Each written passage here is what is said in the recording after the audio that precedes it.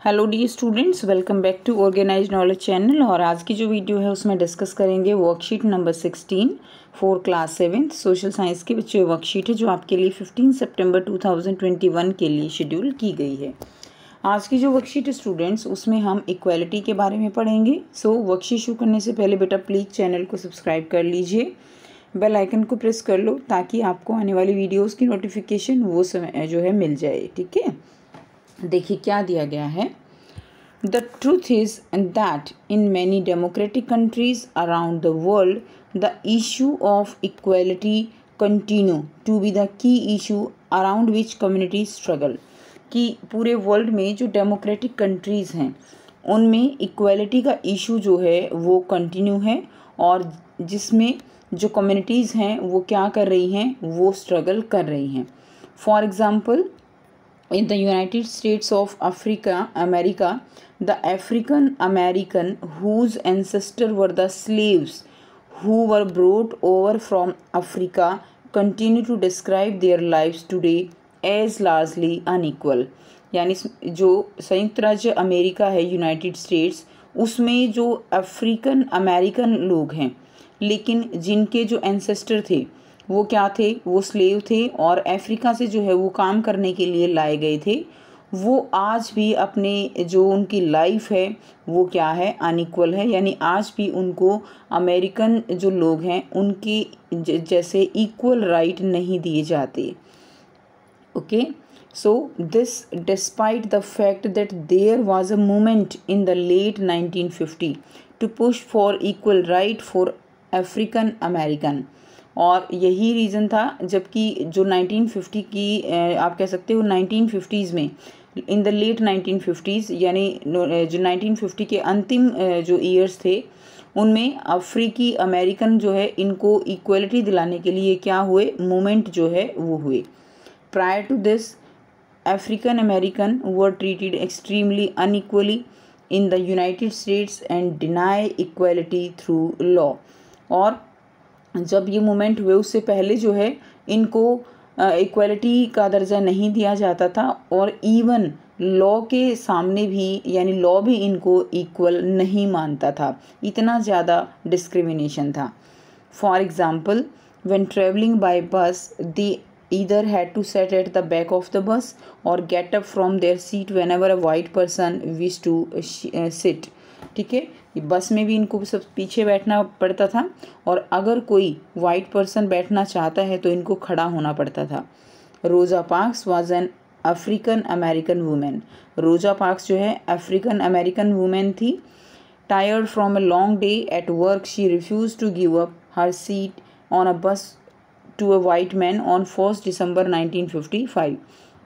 1 दिसंबर 1955 को जो ये रोज़ा पार्क्स वुमेन है, ये सारा दिन काम करने के बाद, थक जाने के बाद बस में उसने एक वाइट पर्सन जो है सीट लेने के लिए जब बोल रहा था तो इसने सीट देने से मना कर दिया। Her refusal that day started a huge agitation against the unequal wage in which African American were treated. ठीक है, तो जो इसका मना करना था, उसका जो इनकार था, उससे जो अफ्रीकी अमेरिकन है उनके साथ असमानता को लेकर, अनइक्वालिटी को लेकर एक मूवमेंट शुरू हो गया, एक आंदोलन शुरू हो गया जो क्या कहलाया, which came to be known as the civil right movement, जो बाद में सिविल राइट मूवमेंट कहलाया। ठीक है, उसके बाद देखिए, The Civil Rights Act of 1964 prohibited discrimination on the basis of race, religion और national origin। इस सिविल राइट मूवमेंट के जो है इसमें डिस्क्रिमिनेशन को प्रोहिबिटेड किया गया। किस बेस पे? रेस के बेस पे, यानी कलर के बेस पे, रिलीजन के बेस पे और नेशनल ऑरिजन के बेस पे कि कोई अमेरिका में पैदा हुआ है या कोई अफ्रीका में पैदा हुआ है। It also stated that all schools would be open to African American children, कि जो सारे स्कूल्स हैं वो जो है अफ्रीकन अमेरिकन चिल्ड्रन इनके लिए खोल दिए जाएंगे। And that they would no longer have to attend separate school specially set up for them. और उनको जो है अलग से सेपरेट स्कूल जो है वो उनके जो है खोलने की ज़रूरत नहीं थी। यानी उनके लिए जो अफ्रीकन अमेरिकन जो बच्चे थे ठीक है, यानी जिन जो थे तो अफ्रीका के मूल जो उनका कंट्री था, लेकिन वो बाद में अमेरिका में रह रहे थे। ठीक है, तो वो कौन थे? African American children. अब उनके लिए जो स्कूल हैं वो भी क्या थे? अलग से थे। ठीक है, वो जो नॉर्मल स्कूल थे उसमें नहीं जा सकते थे, तो इसीलिए इस एक्ट के तहत ये किया गया कि सभी बच्चों के लिए सभी जो स्कूल हैं उनके दरवाजे खुल जाएंगे और उनको अब अलग स्कूल में नहीं जाना पड़ेगा। However, despite this, a majority of African American continue to be among the poorest in the country. ठीक है, इतना होने के बावजूद भी अभी भी जो लोग हैं वहाँ पर वो क्या हैं? गरीब हैं। Most African American children can only afford to attend government school that have fewer facilities. बहुत सारे अफ्रीकन अमेरिकन जो बच्चे हैं वो जो है केवल गवर्नमेंट स्कूल में जो है अफोर्ड कर सकते हैं, and that have fewer facilities and poorly qualified teachers, और उसमें जो है टीचर्स poorly qualified हैं as compared to white students who either go to the private school or live in areas where the government school are as highly rated as private schools.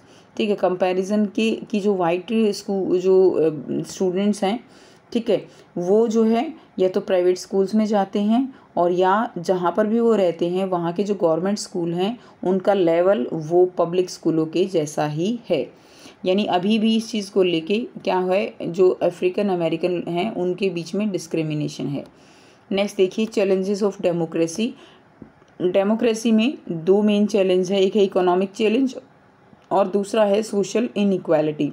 ठीक है, यानी लोगों में अमीरी गरीबी का जो है फ़र्क है और लोग एक दूसरे को सोशली जो है क्या है, लोग वो अनइक्वल हैं, इनइक्वालिटी है।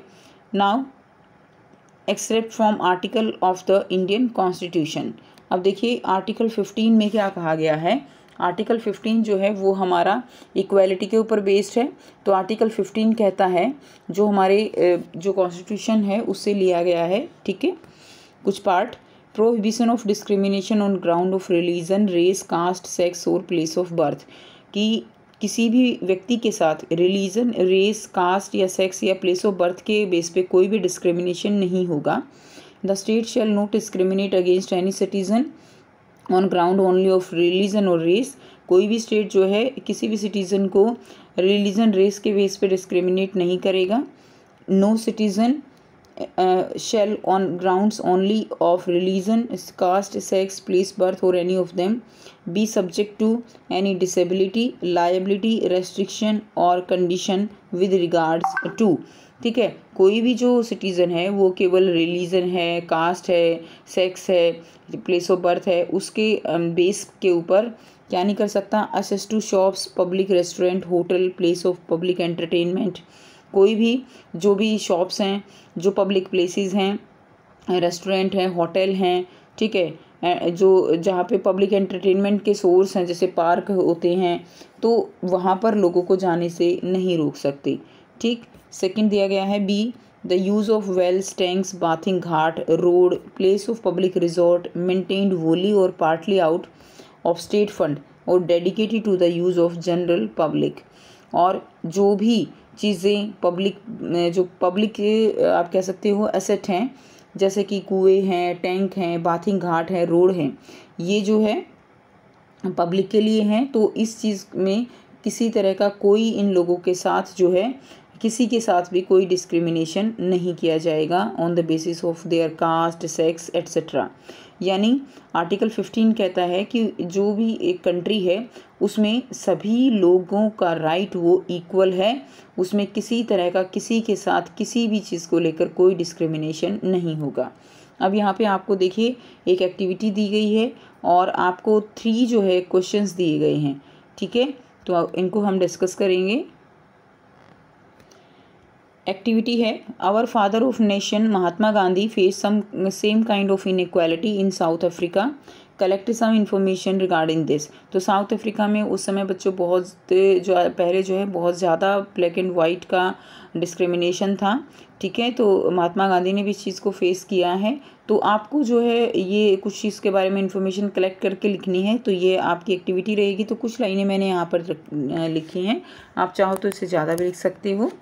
इन South Africa inequality on the basis of colour was treated with Mahatma Gandhi.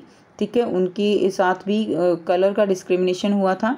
Nelson Mandela did the work of removing inequality on the basis of colour in South Africa. ठीक है, और जो नेल्सन मंडेला है उन्होंने इस inequality को वहाँ से रिमूव करने का काम किया and which was followed by south Africa. Clear. Next देखिए, और जो नेल्सन मंडेला हैं उनको साउथ अफ्रीका का जो है महात्मा गांधी कहा जाता है। ठीक है, नाउ क्वेश्चंस दिए गए हैं। Suggest some ways to establish equality in our country. हम अपने कंट्री में कैसे इक्वालिटी को एस्टेब्लिश कर सकते हैं। फर्स्ट पॉइंट रहेगा by giving us equal work opportunities to boys and girls.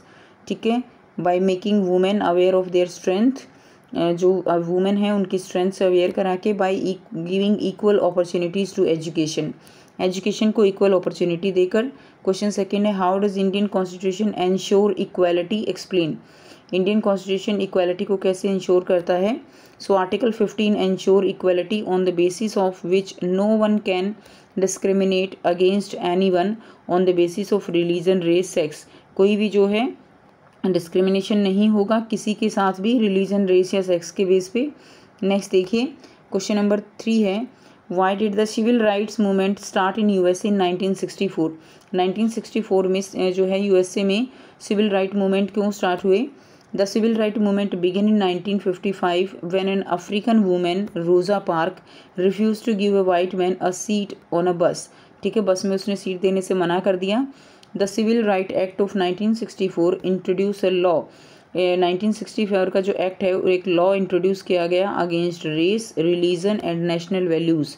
ठीक है, रेस, रिलीजन और नेशनल वैल्यूज़ के against in under which the people of Africa and the United States were discriminated, जिसके बेस पे अफ्रीका और जो अमेरिकन लोग थे उनके बीच में डिस्क्रिमिनेशन किया जाता था, तो उसके लिए लॉ बनाया गया। सो ये थी बच्चों आपकी आज की वर्कशीट। आई होप सभी स्टूडेंट्स को ये क्लियर है। कोई भी डाउट है तो आप पूछ सकते हो। वीडियो अच्छी लगी तो प्लीज़ लाइक कर दीजिए, शेयर कर दीजिए और चैनल को भी सब्सक्राइब कर लीजिए। So thanks for watching. मिलते हैं नेक्स्ट वीडियो में नेक्स्ट वर्कशीट के साथ।